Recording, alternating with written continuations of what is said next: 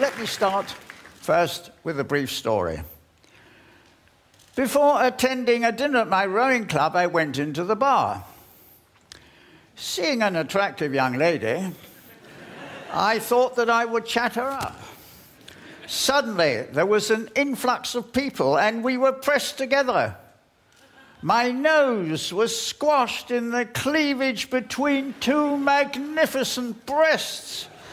My embarrassment made me realize how tall the lovely lady was.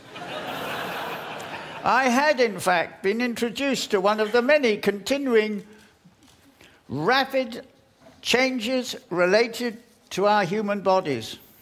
The increase of height of 10 centimeters during the last few hundred years seems to have peaked in 1970. Here I am, rowing at the age of 91, with a 15-year-old who is already well over a head taller than me. There is continuing increase in girth. Obesity is now a major world health problem. World obesity has doubled since 1980. 12% of the world's population is obese. In the Americas, it is even 26%. Obesity can cause diabetes, heart disease, and cancer. Already 10% of the world's population suffer from diabetes. A world pandemic of diabetes is already a reality. By 2030, it is estimated that 50% of the US population will be obese. In obesity, it is the prefrontal part of the brain that shrinks. The prospect of the most powerful nation of the world, with 50% of the US population having shrinking brains, is frightening.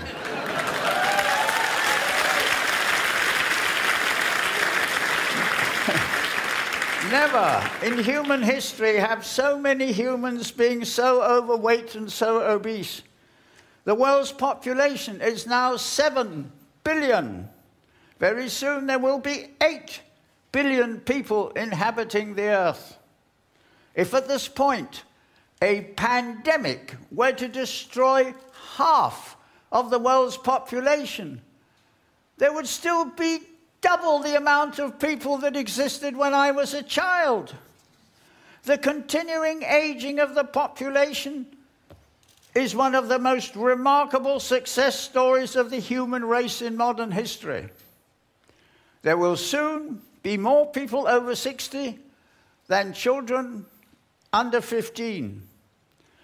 But man has destroyed the wonder of aging by transforming it into an age of degeneration and disease.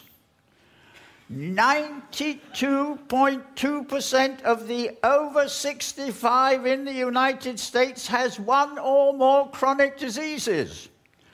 40% of the 60 plus take 5 or more medicaments a day. 45% of the 85 plus have Alzheimer's. Natural, healthy aging is unseen, covered by a blanket of disease. In fact, it is falsely assumed that disease is a natural consequence of aging. Lift up the blanket and there could be surprises. Lifelong work, continuous education, competition in strenuous sports, beauty queens in old age could be a reality. The aged now, however, are overnourished, overmedicated, and physically and mentally inactive. Inactivity is a major cause of death.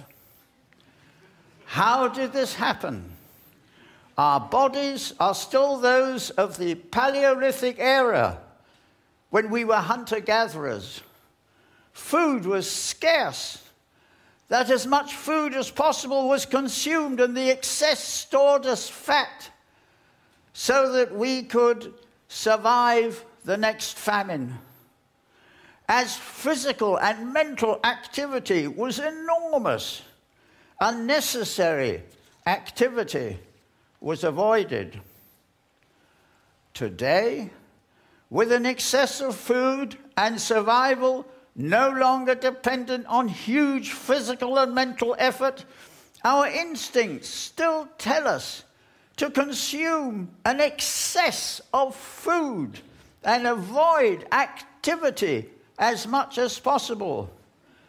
Those instincts that in the past enabled us to survive are now destroying us. But successful aging is possible. There are three factors that contribute to successful aging. They are work, diet, and exercise, in that order.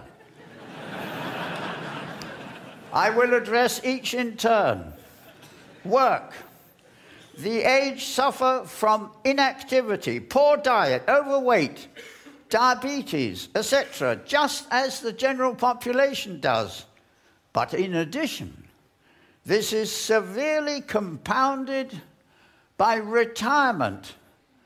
Retirement is voluntary or involuntary unemployment for up to 30 years. We know that unemployment causes chronic disease and mental problems, as well as poor health, disability, more medical consultations, more medication, more hospital admissions. Work, on the other hand, is therapeutic, good for health, and is an intrinsic part of improving and maintaining health.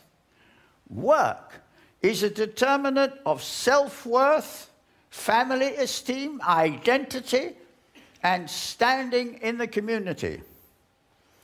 This graph shows the energy expenditure at different ages.